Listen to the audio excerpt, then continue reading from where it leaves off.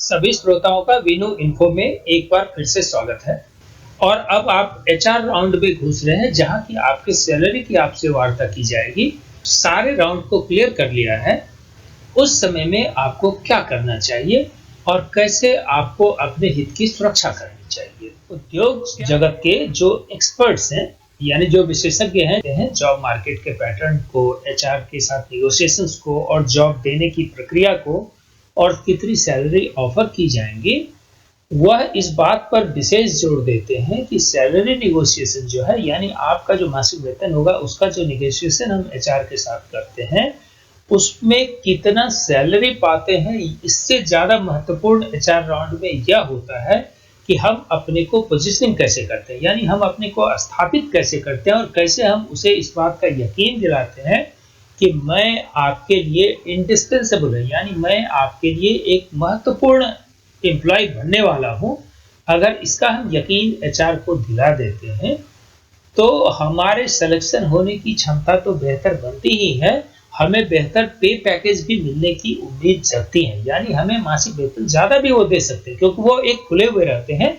Industry अपने HR को एक पे पैकेज का एक बैंड देती है, यानी कि कम से कम आप इतना ऑफर करें और ज्यादा से ज्यादा इतना दूर तक। इसका मतलब आपकी क्षमताओं के आधार पर एचआर यह तय करेगा कि इसको इस बैंड के भीतर के किस स्तर पर इसको रखा जाए। इसीलिए कई बार आप देखते होंगे कि एक ही बैच के बच्चे को एक ही कंपनी में सिलेक्शन होने पर दो अलग अलग सैलरी ऑफर की जाती है।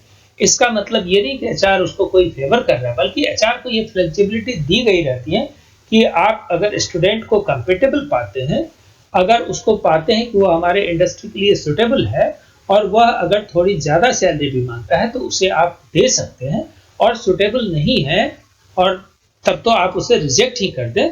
और अगर आपको लगता है कि वो मिड सेगमेंट का है तो आप उनसे बच्चों से निगोशिएट करें कि हम आपको इतना सैलरी दे सकते हैं। अगर वो कम सैलरी पे भी काम करना पसंद करता है और वो उतना इंडिस्पेंसेबल नहीं है तो उसको भी आप रिक्रूट कर लें। यानी दोनों ही स्थिति में आपकी रिक्रूटमेंट होगी। केवल एक ही स्थिति में नहीं हो सकती है कि एचआर को ये महसूस हो कि हमारे अपने इंडस्ट्री के नीड्स के अनुकूल ये बच्चा नहीं है, तब एक दूसरी बात बनती है।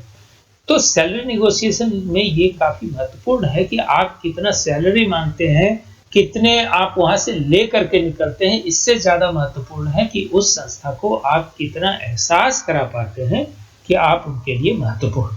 तो प्यारे बच्चे, हम जब सैलरी को निगोशिएट करने जाते हैं और हम अगर किसी बिना बैगेज के जाते हैं, यानी कि अगर हमने दिमाग में कोई एक खाका नहीं बैठाया कि मुझे इतना लेना ही लेना है, और अगर हम एडमेंट नहीं है, यानी कि अगर हमने अपने माइंड में ये फिक्स नहीं कर लिया है कि मुझे इतना से कम मिलेगा तो मुझे करना ही नहीं है, तो आपके लिए सैलरी निगोशिएट करना थोड़ा आसान हो जाता है। तो इस तरह के बैगेज का, या क्योंकि सैलरी जो है वो आप अगर उसको इंटाइटलमेंट समझते हैं कि मैंने बीबीए किया, बीसीए किया, एमसीए किया तो मुझे इतनी सैलरी मिलनी चाहिए, मेरा अधिकार है, तो प्राइवेट सेक्टर के सैलरी में कोई भी सैलरी पे पैकेज जो है वो आपका अधिकार नहीं है। बेयर मिनिमम एक तय रहता है, लेकिन उसके बीच में फ्लेक्सिबिलिटी रहती है, कंपनी के द्वारा दिया रहता है, ताकि वह अपना डिस्क्रेशन का इस्तेमाल करते हुए वह यह तय कर सके कि हम किसी को कुछ ज्यादा दे सके, किसी को कुछ कम दे सके।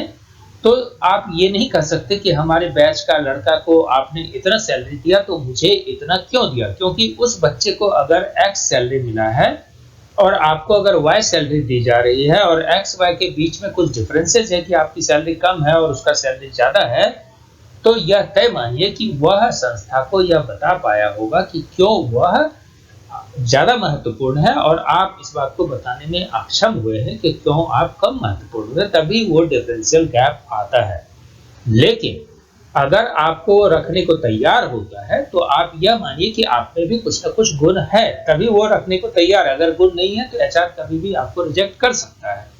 तो सेंस ऑफ एंटाइटलमेंट कि यह मेरा अधिकार है, इस भाव से दूर हट करके अगर आप अपने को थोड़ा फ्लेक्सिबल बना के रखते हैं, थोड़ा मुलायम बना के रखते हैं, थोड़ा लचीलापन अपने में रखते हैं, तो आप कई बार उस लचीलेपन की वजह से बेहतर सैलरी लेकर के निकल पाते हैं। इसको इस तरह से समझते हैं कि मान लीजिए आपने सोचा कि 1 लाख रुपया मुझे सैलरी लेना है और आपको वहां पे 90,000 मिला, तो और एचआर के पास पे पैकेज का वैल्यू जो है वो 75 से 1 लाख के बीच में, तो क्या आप अपने को धन्य नहीं मानते हैं कि आपको 90,000 मिला, क्योंकि वो आपको 75,000 भी ऑफर कर सकता था।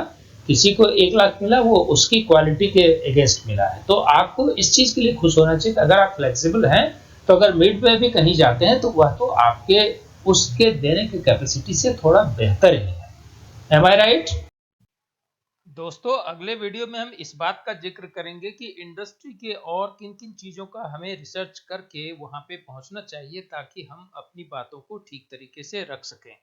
उम्मीद करते हैं कि आपको ये कंटेंट अच्छा लगा होगा। अपने दोस्तों से शेयर करना ना भूलें। धन्यवाद।